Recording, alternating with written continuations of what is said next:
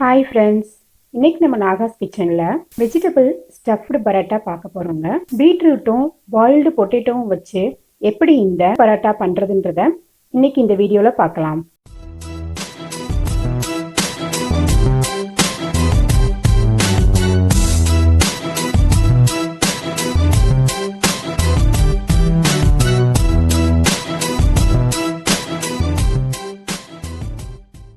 So இந்த vegetable stuff ready பண்ணுறதுக்கு ஒரு பீட்ரூட் எடுத்து பீல் பண்ணிவிட்டு அதனால் வாஷ் பண்ணிவிட்டு ஒரு 2 hours நான் இந்த மாதிரி தண்ணியில் போட்டு இந்த பீட்ரூட்டை ஊற போட்டுட்டேங்க.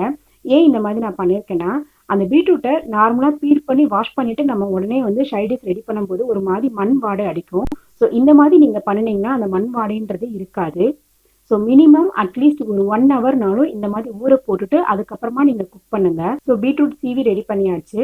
ஸோ பேன் ஹீட் ஆனதும் ஒரு 2 tablespoon ஆயில் ஆட் பண்ணிவிட்டு பீட்ரூட் போட்டு வதக்கி எடுத்துடலாம். ஸோ இப்போ நான் பீட்ரூட் ஃப்ரை பண்ணும்போது எதுவுமே சால்ட் ஆட் பண்ணலங்க. ஸ்டஃபிங் ரெடி பண்ணும்போது சால்ட் ஆட் பண்ணிக்கலாம். இதை நீங்கள் பிளெயினாக நல்லா வதக்கி விட்டு ஒரு 2-3 minutes வேக விட்டு எடுத்திங்கன்னா போதும். ஸோ ஒரு பிளேட் போட்டுட்டு ஒரு 2-3 minutes வேக விட்டு எடுத்துடலாம். பொட்டேட்டோ பாயில் பண்ணி அதை 1 பொட்டேட்டோ நான் எடுத்து வச்சுக்கிட்டேங்க. ஸோ அதை நீங்கள் என்ன பண்ணுறீங்கன்னா அதை கையிலேயே நல்லா மசிச்சு விட்டுருங்க. ஸோ மசிக்கும் போது அந்த மாதிரி குட்டி குட்டி கட்டியாக இல்லாமல் இருக்கணும். ஏன்னா நம்ம ஸ்டஃப் சப்பாத்தியில் வச்சு அதை திருப்பி நம்ம க்ளோஸ் பண்ணி தேய்க்கும் போகும்போது குட்டி குட்டி பீசஸாக நடுவில் பட்டுச்சுன்னா சப்பாத்தி ஓட்டை விழுந்துட்டு அந்த ஸ்டஃபிங் வெளியே வரதுக்கு சான்சஸ் உண்டு. ஸோ நல்லா நான் மசிச்சு நல்லா ரெடி பண்ணி எடுத்துட்டேங்க. இப்போ எந்த வித குட்டி பீசஸும் இல்லாமல் கையிலேயே நல்லா மசிச்சு எடுத்துட்டேன். ஸோ பீட்ரூட்டும் நமக்கு ரெடி ஆகிடுச்சு. ஸோ பீட்ரூட் நல்லா ஆறுனதுக்கு அப்புறமா மிக்ஸி ஜாரில் போட்டு ஒரே ஒரு சுற்று நான் சுற்றி எடுத்துக்க போகிறேன். உங்கள் வீட்டில் பசங்க அப்படியே சாப்பிடுவாங்க, பீட்ரூட் மசிக்க வேணாம் அந்த மாதிரி அப்படியே சாப்பிடுவாங்க அப்படின்னா நீங்கள் அப்படியே ஸ்டஃபிங் ரெடி பண்ணிக்கலாம்.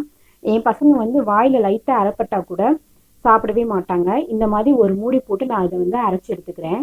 ஸோ பீட்ரூட்டை ஒரு அடி அடித்து எடுத்தாச்சு. ஸோ பேனில் 2 tablespoon நான் நெய் சேர்த்துக்கிறேன். நல்லெண்ணெய் இருந்தாலும் நீங்கள் ஆட் பண்ணிக்கலாம்.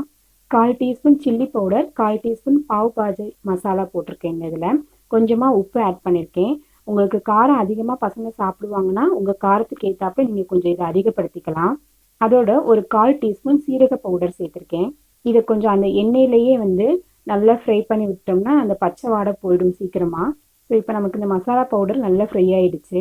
இதோட நம்ம ரெடி பண்ணி வச்சு மசிச்சு ரெடி பண்ணி வச்சுருக்க உருளைக்கிழங்கையும் பீட்ரூட்டையும் நான் இப்போ இதில் ஆட் பண்ணிக்க போகிறேன். ஃபஸ்ட்டு பீட்ரூட்டை போட்டுட்டு அதை கொஞ்சம் அந்த மசாலாவோட நல்லா மெர்ஜ் ஆகிற மாதிரி நல்லா மசிச்சு விட்டுருங்க. அப்புறமா நம்ம பொட்டேட்டோ ஆட் பண்ணிக்கலாம். ஆட் பண்ணிவிட்டு அதுவும் அந்த பீட்ரூட் ப்ளஸ் அந்த மசாலா ஐட்டம்ஸ் எல்லாமே நல்லா ஒன்றோட ஒன்று மெர்ஜ் ஆகிற மாதிரி நல்லா கரண்டியை வச்சு நல்லா மசிச்சு ஸ்டஃபிங் இப்போ ரெடி பண்ணி எடுத்துடலாம். நம்ம இந்த மாதிரி நல்லா 2 காயும் நல்லா மிக்ஸ் ஆகிற மாதிரி மசிச்சு விட்டுருங்க. இதில் உங்களுக்கு தேவைன்னா கேரட்டு போட்டுக்கலாம், பட்டாணி கூட நீங்கள் போட்டுக்கலாங்க. நமக்கு வெஜிடபிள்ஸ் பசங்க எது சாப்பிடலன்னு நீங்கள் நினைக்கிறீங்களோ ஃபீல் பண்ணுறீங்களோ அந்த வெஜிடபிள்ஸை இந்த மாதிரி ஸ்டஃபிங் ரெடி பண்ணி அவங்களுக்கு கொஞ்சம் லைட்டாக சீஸ் போட்டு கொடுத்தீங்கன்னா ரொம்ப விரும்பி சாப்பிடுவாங்க. என் பசங்க பீட்ரூட் பொரியல் பண்ணி கொடுத்தா தொட மாட்டாங்க. ஸோ அதனால் நான் இன்றைக்கி இந்த மாதிரி ட்ரை பண்ணியிருக்கேன். ஸோ நமக்கு இப்போ ஸ்டஃபிங் ரெடி ஆகிடுச்சு. சப்பாத்தி பார்த்திங்கன்னா ஒரு 4 சப்பாத்தி வர மாதிரி நான் ரெடி பண்ணியிருக்கேன். மாவு நான் கொஞ்சம் கனமாகவே தேய்ச்சி எடுத்துட்டேங்க. சப்பாத்தி இப்போ ரெடி ஆகிடுச்சு. இதோடு நம்ம இந்த ஸ்டஃபிங் எடுத்து உள்ளே இப்போ ஸ்டஃப் பண்ண போகிறோம். இந்த மாதிரி கொஞ்சமாக வச்சுட்டுட்டு இப்போ நம்ம பார்த்திங்கன்னா பேக்கெட் மாதிரி ஸ்டஃப் பண்ண போதும். நான் ரவுண்டாக நான் பண்ணலை. இப்போ பார்த்திங்கன்னா நான் அமுல் சீஸ் தாங்க இன்றைக்கி நான் வாங்கியிருக்கேன். இந்த மாதிரி ஸ்கொயர் ஷேப்லேயும் உங்களுக்கு கிடைக்கும். இந்த பீஸோட ரேட் பார்த்திங்கன்னா ஒரு 12 rupees தான். ஸோ ஒரு பிளாக்காக, அதாவது மொத்தமாக சீஸ் வாங்காமல் இந்த மாதிரி நமக்கு தேவையானதை கூட சின்ன சின்னதாக நம்ம வாங்கிக்கலாம். ஸோ சீஸ் எடுத்துகிட்டு ஒரு சப்பாத்திக்கு நான் பார்த்திங்கன்னா அதில் ஹாஃப் தான் நான் ஆட் பண்ணியிருக்கேன். இந்த ஒரு பீஸில் ஹாஃப் சீஸ் தான் நான் ஆட் பண்ணியிருக்கேன். ஸோ அந்த சீஸை இந்த மாதிரி நம்ம அதில் சீவி விட்டுடலாம். சீவி விட்டுட்டு பேக்கெட் மாதிரியே நம்ம இப்போ மடிச்சுட்டு ஸ்டஃபிங் பண்ண போகிறோம். ஃபஸ்ட்டு இந்த கார்னர் எடுத்து மடிச்சிடலாம். ஸோ இந்த மாதிரி ஓரம்லாம் நல்லா டச் பண்ணி விட்டுருங்க. அப்புறமா இந்த கார்னரையும் வச்சு நல்லா ஓரம் டச் பண்ணி விட்டுருங்க. அதுக்கப்புறமா லைட்டாக மாவு போட்டுட்டு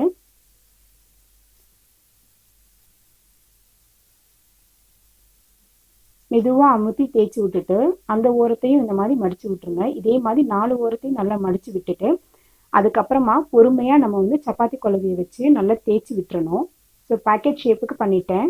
இப்போ லைட்டாக மாவு போட்டு அதை தேய்ச்சி எடுத்துடலாம்.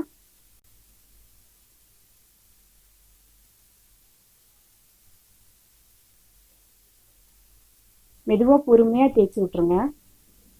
வெஜிடபிள் ஸ்டஃப் பரோட்டா ரெடி ஆயிடுச்சுங்க. ஸ்டஃபிங் எதுவுமே வெளியே வரவே இல்லை. ஸோ தோசைகள் ஹீட் ஆனதும் கொஞ்சமாக நெய் ஆட் பண்ணிவிட்டு இந்த ரெடி பண்ண சப்பாத்தியை அதில் போட்டுடலாம். போட்டு நல்லா சுற்றி விட்டிங்க, அந்த நெய் ஃபுல்லாக ஸ்ப்ரெட் ஆகிடும். அதே மாதிரி மேல் போர்ஷன்ஸ்லேயும் கொஞ்சம் நெய் விட்டுட்டு ஸ்ப்ரெட் பண்ணி விட்டுறணும். ஸோ ஒரு பக்கம் குக் ஆகிடுச்சு, நல்லாவே 2 பக்கமும் குக் ஆகிடுச்சு. ஸ்டஃபிங் கூட அந்த ஹீட்டுக்கு வெளியே வரல. ஸோ இந்த மாதிரி நம்ம அழகாக வந்து வெஜிடபிள் ஸ்டஃப் பரோட்டா பண்ணி ஈவினிங் டைமில் பசங்க ஸ்கூல்லேருந்து வந்ததும் கொடுக்குறோம். வெஜிடபிள் ஸ்டஃப் பரோட்டா ரெடி. ஸோ சப்பாத்தி ஆரவும் உங்களுக்காக நான் அதை பிச்சு காட்டுறேன். இப்போ பாருங்கள், ரொம்ப சாஃப்டாக இருக்குங்க சப்பாத்தி. இங்கே பாருங்கள், உள்ளே வந்து அந்த ஸ்டஃபிங் வந்து நல்லா மெர்ஜாக இருக்குது. இந்த ரெசிபி உங்களுக்கு பிடிச்சிருக்குன்னு நினைக்கிறேன். இந்த ரெசிபி நீங்களும் உங்கள் வீட்டில் ட்ரை பண்ணி பார்த்துட்டு எப்படி இருந்தது என்னுடைய கமெண்ட் செக்ஷனில் போடுங்க. இந்த ரெசிபி உங்களுக்கு பிடிச்சிருந்தா லைக் பண்ணுங்கள், உங்கள் ஃப்ரெண்ட்ஸோட ஷேர் பண்ணிக்கோங்க, சப்ஸ்கிரைப் பண்ணிக்கோங்க. அப்படியே மறந்துடாமல் பக்கத்தில் இருக்க பெல் பட்டனையும் கிளிக் பண்ணிவிடுங்க. அப்போ தான் நான் போடுற வீடியோஸ் எல்லாம் உங்களுக்கு உடனுக்குடனே வந்துகிட்டே இருக்கும். தேங்க்யூ.